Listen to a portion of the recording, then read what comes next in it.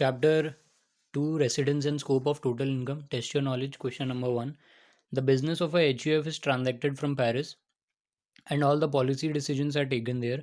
Mr. RN, the Karta of the HUF, who was born in Mumbai, visits India during the previous year 2021. After 13 years, he comes to India on 15th of May 2020 and leaves for Australia on 15th of January 2021.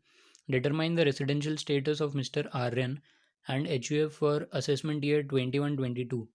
तो 15th of May में होता है 31st. So 31st minus 15, 16 दिन और including 15, तो एक दिन और आ जाएगा. उसके बाद मई, जून के 30, जुलाई 31, अगस्त 31, सितंबर 30, अक्टूबर 31, नवंबर 30, दिसंबर 31 और 15 जनवरी. तो 246 डेज इंडिया में रहा तो रेसिडेंट हो जाएगा during the previous year, but not ordinary resident होगा क्योंकि जो बाकी दो, therefore he is a resident. However, since he comes to India after 13 years, he does not satisfy any of the conditions for being ordinary resident. ठीक है. Therefore, the residential status of Mr. Aryan for the previous year 2020-21 is resident but not ordinary resident. और HUF के जो भी transactions हैं वो Paris से होते हैं और सारे पॉलिसी पेरिस में ही बनते हैं. So since the business of the HUF is transacted from Paris and nothing is mentioned regarding its control or management के बारे में कुछ नहीं बताया, it is assumed that the control and management is also wholly outside India. Since policy decisions are taken there, therefore HUF is a non-resident for previous year 2021. Question number 2. From the following particulars of income furnished by Shashank pertaining to the year ended 31st March 21, compute his total income for assessment year 21-22 if he is resident and ordinary resident, resident but not ordinary resident and non-resident. तो 3 column बना लो, एक resident OR, एक resident NOR और एक NR non resident. Short term capital gain on sale of shares of Indian company received in Germany. 20,000 dividend from an Australian company received in Australia. Rent from property in London deposited in a bank in London, later on remitted to India through approved banking channels. Dividend from Reliance, an Indian company, RIL. Agricultural income from lands in Tamil Nadu. तो सबसे पहले बात करते हैं short term capital gain on shares on an Indian company received in Germany. Indian company का है तो source India का है तो यहाँ पे भी टैक्सेबल, यहाँ पे भी टैक्सेबल, नॉन रेसिडेंट के भी केस में टैक्सेबल ही होगा.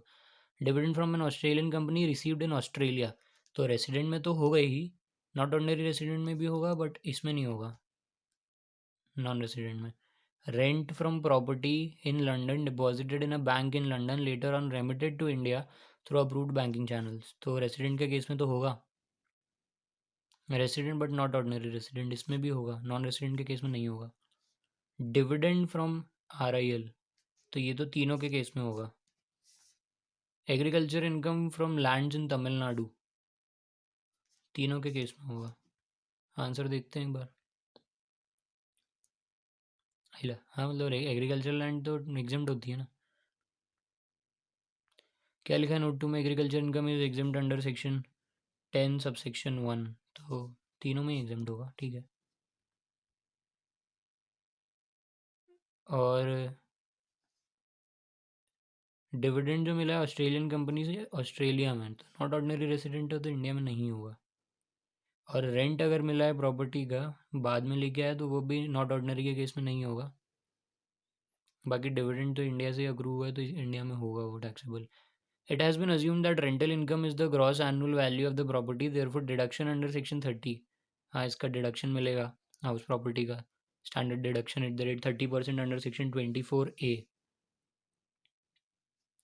has been provided and the net income so computed is taken into account for determining total income of a resident and ordinary resident.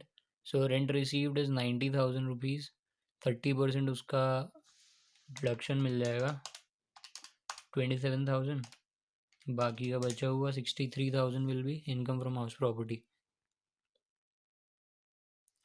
Question number 3. Paulomi, an Indian citizen, a chartered accountant, is presently working in a firm in India. She has received an offer for the post of Chief Financial Officer from a company at Singapore. As per the offer letter, she should join the company at any time between 1st September 2020 and 31st October 2020. She approaches you for your advice on following issues to mitigate her tax liability in India: date by which she should leave India to join the company, and direct credit of part of her salary to her bank account in Kolkata, maintained jointly with her mother to meet requirement of her family. तो अगर वो 31 अक्टूबर को जाती है, तो 31 अक्टूबर मतलब कि 30, 31 जनवरी, February, मार्च, 152 plus 1, तो 153 डेज होंगे इंडिया में अगर 31 मार्च को जाती है तो।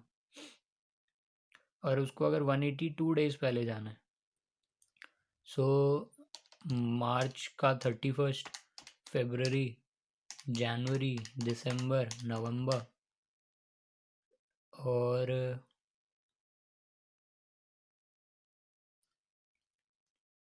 -180, 28 डेज, सो प्लस 31, तो 3 अक्टूबर के बाद अगर कभी भी जाएगी तो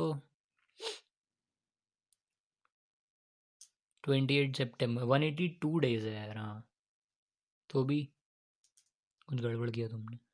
In this case, since Paulomi is an Indian citizen and leaving India during previous year 2021 for the purpose of employment outside India, she will be treated as resident only if the period of her stay during the previous year amounts to 182 days or more. अच्छा, इधर से calculate करना था, पीछे से calculate नहीं करना था कि इंडिया में स्टे कितना रहेगा उसका।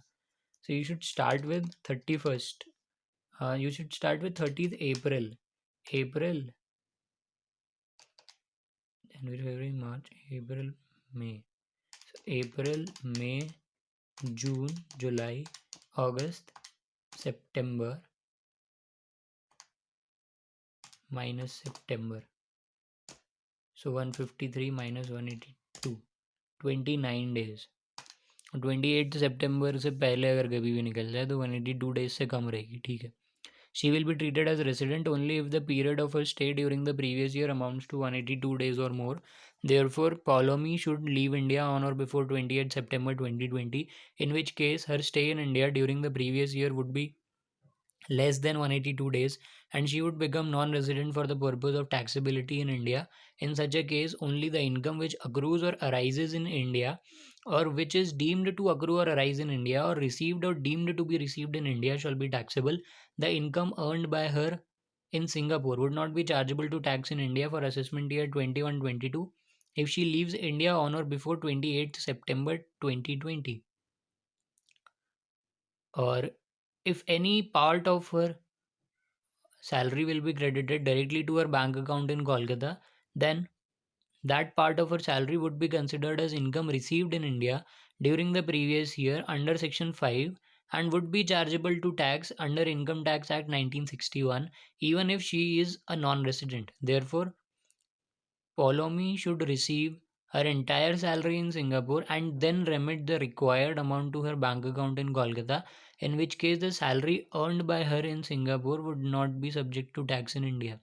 अच्छा, मतलब डायरेक्ट कोलकाता में नहीं डलवाए बट सिंगापुर में ले ले, उसके बाद फिर रेमिट करवाए कोलकाता में तो टैक्स नहीं लगेगा। अदरवाइज अगर वो डायरेक्ट रेमिट करवाती है directly to her bank account in Kolkata, then तो वो ये हो जाएगा कि her salary would be consider as income received in India. आपको रिसीव भी नहीं होना चाहिए इंडिया में और अक्रू भी नहीं होना चाहिए इंडिया में, ठीक है।